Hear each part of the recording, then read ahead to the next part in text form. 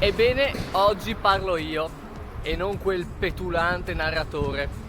Allora, vi aggiorno un po' sulla situazione. Ieri... E invece, il nostro protagonista si è svegliato a Osaka e ha deciso di iniziare il suo viaggio verso Aoshima Shrine, dove conosce Toshi, il proprietario di una guest house.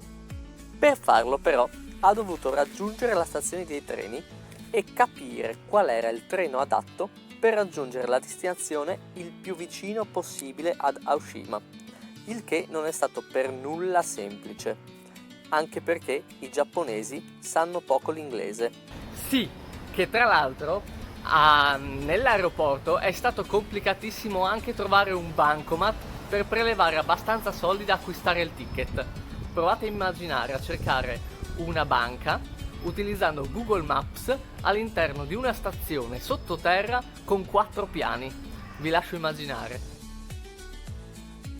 Fortunatamente ce l'ha fatta ed è salito su un treno che può essere utile per tutti coloro che vogliano viaggiare in Giappone, dato che passa per diverse città importanti. L'unico dettaglio è il costo del biglietto, il quale non è affatto economico, dato che per spostarsi da Osaka a Kagoshima, Milio Mille Miglia ha dovuto spendere 20.000 yen, che equivalgono a poco meno di 200 euro. Raggiunta la città di Kagoshima, erano circa le 17 del pomeriggio, quindi invece di prendere un altro treno oppure un autobus per raggiungere subito Aoshima, il nostro protagonista ha deciso di fermarsi in città e ha cercato la guest house più vicina. Quindi si è incamminato e nel giro di 20 minuti ci è arrivato. Esattamente.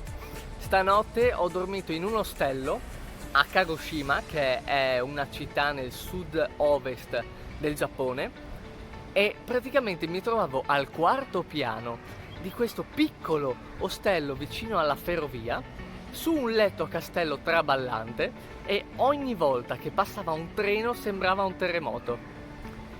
Comunque oggi vado ad Aoshima Shrine, che è invece la mia destinazione finale nel sud-est del Giappone, vicino a una città di nome Miyazaki, e ci devo andare in autobus.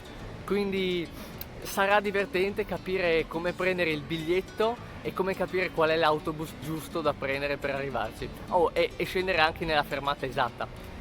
Quindi, con un po' di ingegno, molta mimica facciale e di gesti delle mani, il nostro caro Milio è riuscito ad ottenere un ticket per l'autobus e si è diretto verso Miyazaki, la città più vicina ad Aoshima, a circa 16 km di distanza.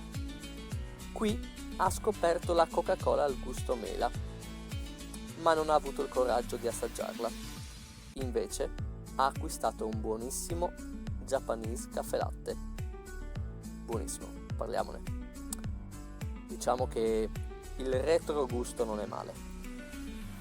Ristorato quindi dalla bevanda, decide di iniziare le sue 3 ore di marcia, e quella di incamminarsi verso Aoshima è stata un'ottima decisione, perché gli ha permesso di vedere dei paesaggi stupendi che passano dal mare alla montagna semplicemente girando la testa.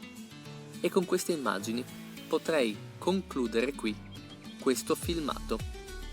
ancora una cosa, visto che alle Hawaii mi hanno rimandato indietro, ho deciso di andare nello scrigno di Aoshima, le Hawaii del Giappone. Guardate qua che posticino.